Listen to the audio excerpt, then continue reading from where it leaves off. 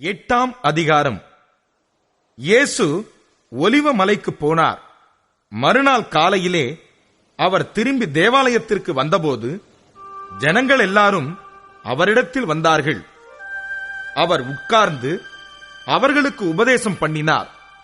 அப்பொழுது விபசாரத்திலே கண்டுபிடிக்கப்பட்ட ஒரு ஸ்திரீயை வேத பாரகரும் பரிசேயரும் அவரிடத்தில் கொண்டு வந்து அவளை நடுவே நிறுத்தி, போதகரே, இந்த ஸ்திரீ விபசாரத்தில் கையும் மெய்யுமாய் பிடிக்கப்பட்டாள். இப்படிப்பட்டவர்களை கல்லெறிந்து கொல்ல வேண்டும் என்று மோசே நியாயப்பிரமாணத்தில் நமக்கு கட்டளையிட்டிருக்கிறாரே, நீர் என்ன சொல்லுகிறீர் என்றார்கள். அவர் மேல் குற்றஞ்சுமத்துவதற்கான காரணம் உண்டாகும் பொருட்டு அவரை சோதிக்கும்படி இப்படி சொன்னார்கள். இயேசுவோ குனிந்து விரலினால் தரையிலே எழுதினார். அவர்கள் ஓயாமல் அவரை கேட்டுக்கொண்டிருக்கையில் அவர் நிமிர்ந்து பார்த்து, உங்களில் பாவமில்லாதவன் இவள் மேல் முதலாவது கல்லெறிய கடவன் என்று சொல்லி அவர் மறுபடியும் குனிந்து தரையிலே எழுதினார். அவர்கள் அதை கேட்டு தங்கள் மனசாட்சியினால் கடிந்து கொள்ளப்பட்டு பெரியோர் முதல் சிறியோர் வரைக்கும் ஒவ்வொருவராய் போய்விட்டார்கள். இயேசு தனித்திருந்தார். அந்த ஸ்திரீ நடுவே நின்றாள். இயேசு நிமிர்ந்து அந்த ஸ்திரீயை தவிர வேறொருவரையும் காணாமல், ஸ்திரீயே, உன்மேல் குற்றஞ்சாட்டினவர்கள் எங்கே? ஒருவனாகிலும் உன்னை ஆக்கணைக்குள்ளாக தீர்க்கவில்லையா என்றார். அதற்கு அவள், இல்லை ஆண்டவரே என்றாள். இயேசு அவளை நோக்கி, நானும் உன்னை ஆக்கணைக்குள்ளாக தீர்க்கிறதில்லை, நீ போ, இனி பாவம் செய்யாதே என்றார். மறுபடியும் இயேசு ஜனங்களை நோக்கி, நான் உலகத்திற்கு ஒளியாயிருக்கிறேன். என்னை பின்பற்றுகிறவன் இருளிலே நடவாமல் ஜீவ ஒளியை அடைந்திருப்பான் என்றார். அப்பொழுது பரிசேயர் அவரை நோக்கி, உன்னை குறித்து நீயே சாட்சி கொடுக்கிறாய், உன்னுடைய சாட்சி உண்மையானதல்ல என்றார்கள். இயேசு அவர்களுக்கு பிரதியுத்தரமாக, என்னை குறித்து நானே சாட்சி கொடுத்தாலும் என் சாட்சி உண்மையாயிருக்கிறது. ஏனெனில் நான் எங்கே இருந்து வந்தேன் என்றும் எங்கே போகிறேன் என்றும் அறிந்திருக்கிறேன். நீங்களோ நான் எங்கே இருந்து வருகிறேன் என்றும் எங்கே போகிறேன் என்றும் அறியீர்கள். நீங்கள் மாம்சத்துக்கேற்றபடி நியாயம் தீர்க்கிறீர்கள். நான் ஒருவனையும் நியாயம் தீர்க்கிறதில்லை. நான் நியாயம் தீர்த்தால் என் தீர்ப்பு சத்தியத்தின்படி இருக்கும். ஏனெனில் நான் தனித்திருக்கவில்லை, நானும் என்னை அனுப்பின பிதாவுமாக இருக்கிறோம். 2 பேருடைய சாட்சி உண்மை என்று உங்கள் நியாயப்பிரமாணத்திலும் எழுதியிருக்கிறதே. நான் என்னை குறித்து சாட்சி கொடுக்கிறவனாய் இருக்கிறேன். என்னை அனுப்பின பிதாவும் என்னை குறித்து சாட்சி கொடுக்கிறார் என்றார். அப்பொழுது அவர்கள், உம்முடைய பிதா எங்கே என்றார்கள். இயேசு பிரதியுத்தரமாக, என்னையும் அறியீர்கள், என் பிதாவையும் அறியீர்கள். நீங்கள் என்னை அறிந்தீர்களானால் என் பிதாவையும் அறிவீர்கள் என்றார். தேவாலயத்திலே இயேசு உபதேசம் பண்ணுகிற போது தர்ம பெட்டி இருக்கும் இடத்தில் இந்த வசனங்களை சொன்னார். அவருடைய வேளை இன்னும் வராதபடியினால் ஒருவனும் அவரை பிடிக்கவில்லை. இயேசு மறுபடியும் அவர்களை நோக்கி, நான் போகிறேன், நீங்கள் என்னை தேடி உங்கள் பாவங்களிலே சாவீர்கள். நான் போகிற இடத்துக்கு வர உங்களால் கூடாது என்றார். அப்பொழுது யூதர்கள், நான் போகிற இடத்துக்கு வர உங்களால் கூடாது என்கிறானே, தன்னைத்தான் கொலை செய்து கொள்வானோ என்று பேசிக் கொண்டார்கள். அவர் அவர்களை நோக்கி, நீங்கள் தாழ்விலிருந்துண்டானவர்கள், நான் உயர்விலிருந்துண்டானவன்.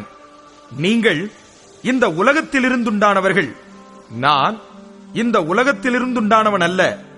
ஆகையால் நீங்கள் உங்கள் பாவங்களில் சாவீர்கள் என்று உங்களுக்கு சொன்னேன்.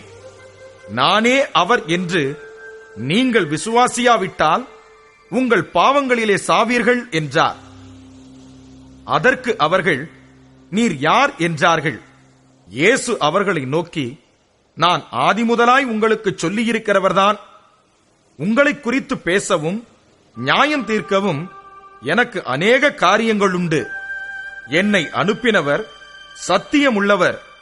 நான் அவரிடத்தில் கேட்டவைகளையே உலகத்துக்கு சொல்லுகிறேன் என்றார். பிதாவை குறித்து பேசினார் என்று அவர்கள் அறியாதிருந்தார்கள். ஆதலால் இயேசு அவர்களை நோக்கி, நீங்கள் மனுஷகுமாரனை உயர்த்தின பின்பு நானே அவர் என்றும், நான் என் சுயமாய் ஒன்றும் செய்யாமல் என் பிதா எனக்கு போதித்தபடியே இவைகளைச் சொன்னேன் என்றும் அறிவீர்கள். என்னை அனுப்பினவர் என்னுடனே கூட இருக்கிறார். பிதாவுக்கு பிரியமானவைகளை நான் எப்பொழுதும் செய்கிறபடியால் அவர் என்னை தனியே இருக்க விடவில்லை என்றார். இவைகளை அவர் சொல்லுகையில் அநேகர் அவரிடத்தில் விசுவாசம் வைத்தார்கள். இயேசு தம்மை விசுவாசித்த யூதர்களை நோக்கி, நீங்கள் என் உபதேசத்தில் நிலைத்திருந்தால் மெய்யாகவே என் சீஷராயிருப்பீர்கள். சத்தியத்தையும் அறிவீர்கள், சத்தியம் உங்களை விடுதலையாக்கும் என்றார்.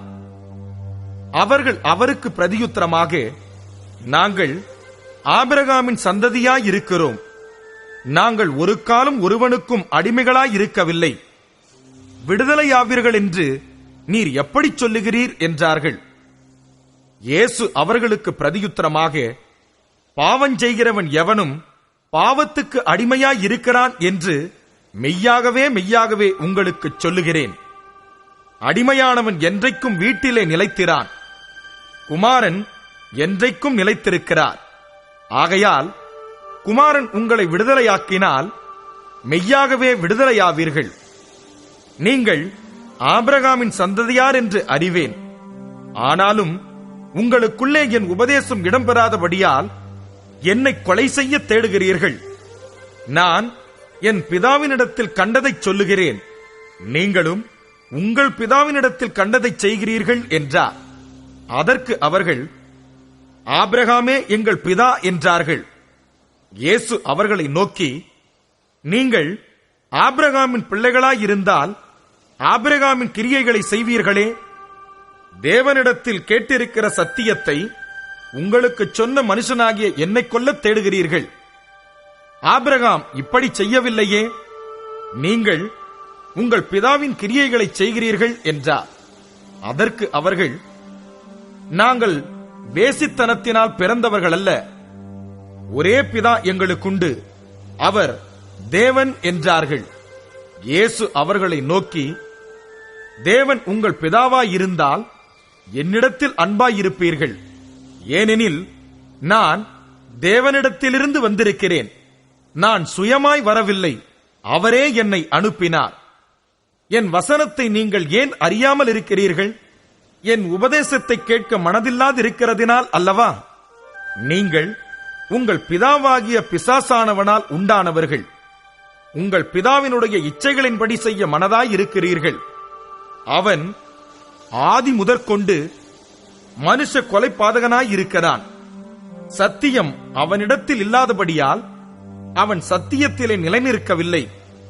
அவன் பொய்யனும் பொய்க்கு பிதாவுமாயிருக்கிறபடியால் அவன் பொய் பேசும்போது தன் சொந்தத்தில் எடுத்து பேசுகிறான். நான் உங்களுக்கு சத்தியத்தை சொல்லுகிறபடியினாலே நீங்கள் என்னை விசுவாசிக்கிறதில்லை. என்னிடத்தில் பாவம் உண்டென்று உங்களில் யார் என்னை குற்றப்படுத்தக்கூடும்? நான் சத்தியத்தை சொல்லியிருக்க நீங்கள் ஏன் என்னை விசுவாசிக்கிறதில்லை? தேவனால் உண்டானவன் தேவனுடைய வசனங்களுக்கு செவி கொடுக்கிறான். நீங்கள் தேவனால் உண்டாயிராதபடியினால் செவிகொடாமல் இருக்கிறீர்கள் என்றார். அப்பொழுது யூதர்கள் அவருக்கு பிரதியுத்தரமாக, உன்னை சமாரியன் என்றும் பிசாசு பிடித்தவன் என்றும் நாங்கள் சொல்லுகிறது சரிதானே என்றார்கள். அதற்கு இயேசு, நான் பிசாசு பிடித்தவன் அல்ல, நான் என் பிதாவை கனம் பண்ணுகிறேன். நீங்கள் என்னை கனவீனம் பண்ணுகிறீர்கள். நான் எனக்கு மகிமையை தேடுகிறதில்லை, அதை தேடி நியாயம் தீர்க்கிறவர் ஒருவர் இருக்கிறார். ஒருவன் என் வார்த்தையை கைக்கொண்டால் அவன் என்றென்றைக்கும் மரணத்தை காண்பதில்லை என்று மெய்யாகவே மெய்யாகவே உங்களுக்கு சொல்லுகிறேன் என்றார். அப்பொழுது யூதர்கள் அவரை நோக்கி, நீ பிசாசு பிடித்தவன் என்று இப்பொழுது அறிந்திருக்கிறோம். ஆபிரகாமும் தீர்க்கதரிசிகளும் மரித்தார்கள், நீயோ ஒருவன் என் வார்த்தையை கைக்கொண்டால் என்றென்றைக்கும் மரணத்தை ருசி பார்ப்பதில்லை என்கிறாய். எங்கள் பிதாவாகிய ஆபிரகாமிலும் நீ பெரியவனோ?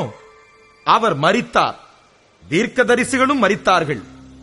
உன்னை நீ எப்படிப்பட்டவனாக்குகிறாய் என்றார்கள். இயேசு பிரதியுத்தரமாக, என்னை நானே மகிமைப்படுத்தினால் அந்த மகிமை வீணாயிருக்கும். என் பிதா என்னை மகிமைப்படுத்துகிறவர், அவரை உங்கள் தேவன் என்று நீங்கள் சொல்லுகிறீர்கள். ஆயினும் நீங்கள் அவரை அறியவில்லை, நான் அவரை அறிந்திருக்கிறேன். அவரை அறியேன் என்று சொல்வேனாகில் உங்களைப் போல நானும் பொய்யனாயிருப்பேன். அவரை நான் அறிந்து அவருடைய வார்த்தையை கைக்கொண்டிருக்கிறேன். உங்கள் பிதாவாகிய ஆபிரகாம் என்னுடைய நாளை காண ஆசையாயிருந்தான், கண்டு களிகூர்ந்தான் என்றார். அப்பொழுது யூதர்கள் அவரை நோக்கி, உனக்கு இன்னும் 50 வயதாகவில்லையே, நீ ஆபிரகாமை கண்டாயோ என்றார்கள். அதற்கு இயேசு, ஆபிரகாம் உண்டாகிறதற்கு முன்னமே நான் இருக்கிறேன் என்று மெய்யாகவே மெய்யாகவே உங்களுக்கு சொல்லுகிறேன் என்றார். அப்பொழுது அவர் மேல் எரியும்படி கல்லுகளை எடுத்துக் கொண்டார்கள். இயேசு மறைந்து அவர்கள் நடுவே கடந்து தேவாலயத்தை விட்டு போனார்.